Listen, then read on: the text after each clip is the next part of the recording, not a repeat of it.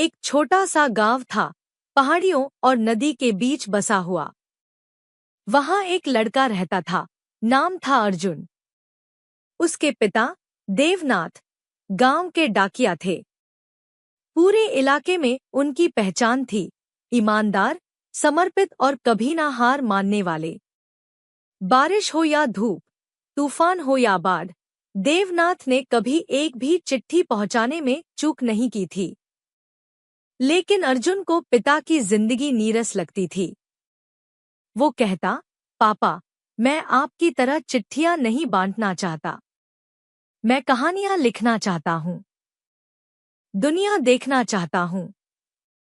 देवनाथ मुस्कुराते, लेकिन अंदर ही अंदर उन्हें चिंता होती।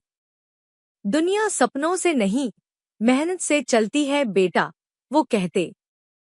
सपनों की ओर पहला कदम। अर्जुन ने 10वीं पास करते ही गांव छोड़ दिया। जेब में सिर्फ 1,500 रुपए और बैग में सिर्फ एक पुरानी डायरी, उसमें अधूरी कहानियां भरी थी। उसने मुंबई का रुख किया। आसान नहीं थी। रातें स्टेशन पर कटीं, दिन चाय की दुकानों में बर्तन धोते हुए। फिर एक दिन उसने एक लोकल अखबार में एक नोटिस देखा, लेखक की आवश्यकता है, पैसे कम लेकिन मौका बड़ा। अर्जुन बिना सोचे भागा। अखबार के ऑफिस में एक बूढ़े संपादक ने उसे देखा और कहा, क्या लिखते हो? कहानियां, गरीबी, उम्मीद और गांव की खुशबू। बूढ़ा मुस्कराया, लिखो, पर सच्चाई के साथ, बनावटी नहीं। पहली कहानी, पहली पहचान। अर्जुन ने अपनी पहली कहानी भेजी, बिना पते की चिट्ठी। कहानी उस डाकिये की थी जो हर चिट्ठी को एक दुआ मानकर पहुंचाता था। संपादक रो पड़ा। कहानी अखबार में छपी और लोगों ने पूछना शुरू किया, ये अर्जुन कौन है? धीरे धीरे उसका नाम बनने लगा। अब उसे कहानियों के लिए पैसे मिलने लगे। झोपड़ी से कमरा, कमरे से मकान।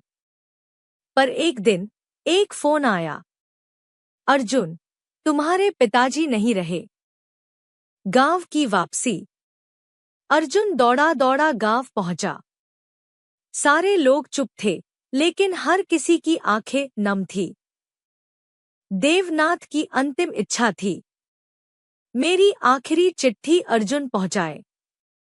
अर्जुन ने कांपते हाथों से लिफाफा उठाया। उस पर लिखा था, मेरे बेटे अर्जुन के लिए। अंदर बस एक पंक्ति थी, जिस दिन तू अपनी कहानी से किसी अनजान की जिंदगी बदल दे, समझ लेना, तू डाकिया बन गया।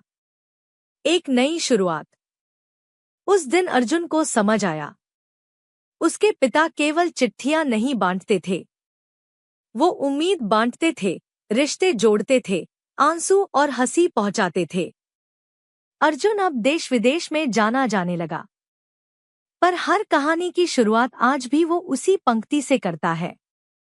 ये कहानी है एक डाकिये की और उसके बेटे की आखिरी चिट्ठी की।